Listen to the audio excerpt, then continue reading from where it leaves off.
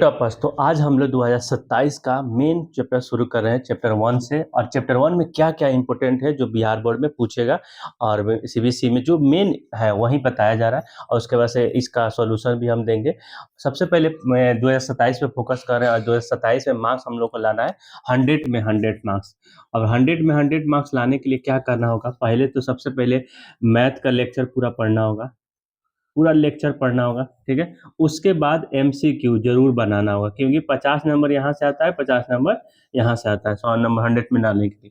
तो एमसीक्यू बनाना होगा। एमसीक्यू बनाने के बाद प्रैक्टिस करना होगा, फिर उसके बाद से मॉक टेस्ट देना होगा, तब जाके आपका 100 में 100 आएगा। सिर्फ लेक्चर देख लेने से आपको 100 में 100 नहीं आएगा। लेक्चर देख लेने से सिर्फ पास भी ना होइएगा, ठीक है। तो इसीलिए सिर्फ लेक्चर मतलब ये वीडियो देख लेने से सिर्फ पास नहीं। मैथ लेक्चर देखने के बाद एमसीक्यू, एमसीक्यू के बाद प्रैक्टिस, प्रैक्टिस के बाद मॉक। मॉक क्या होता है? फुल मॉक, जैसे एग्जाम होता है ना, उसी तरह फुल एक मॉक टेस्ट देना है, ठीक है।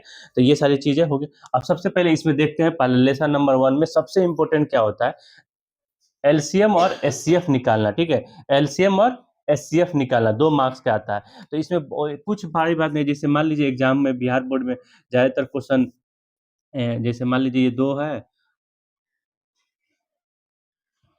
बोला है कि एलसीएम निकालिए 8 का, ऐसे, ठीक है। अब 3 गो को दे दिया तो एलसीएम निकालने के लिए जैसे निकाल लीजिए, अलग अलग तोड़ के निकालिए 2। हम इस पे क्वेश्चन बनाएंगे, इस लमसम हर किसी का 2 2 क्वेश्चन बनाऊंगा, ठीक है।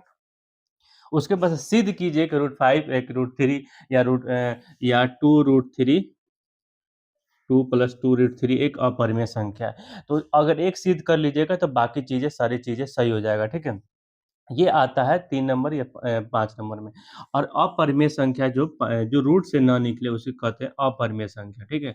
जो रूट से निकल जाए उसको परिमेय संख्या, जैसे बाकी तो परिमेय संख्या ही है, लेकिन जो रूट के अंदर होता है वही एक अपरिमेय संख्या होता है।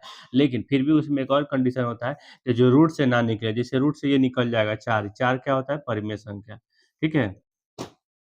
तो इसीलिए हम लोग को ध्यान रखना होगा कि जो रूट से ना निकले उसी को अपरिमेय संख्या कहते हैं। और ये क्वेश्चन एमसीक्यू में भी देखा जाएगा। एमसीक्यू के रिलेटिव से क्वेश्चन आता है, परिमेय संख्या कौन है, अपरिमेय संख्या कौन नहीं है। इस टाइप का क्वेश्चन आता है इस चैप्टर से। बस 2 गो क्वेश्चन इंपॉर्टेंट है, और फिर दूसरा चैप्टर देखेंगे। इस टॉपिक पर अगर दोनों क्वेश्चन फॉर्मूला देख देते हैं, उसके बाद फिर आगे वाला देखेंगे, ठीक है। All the best.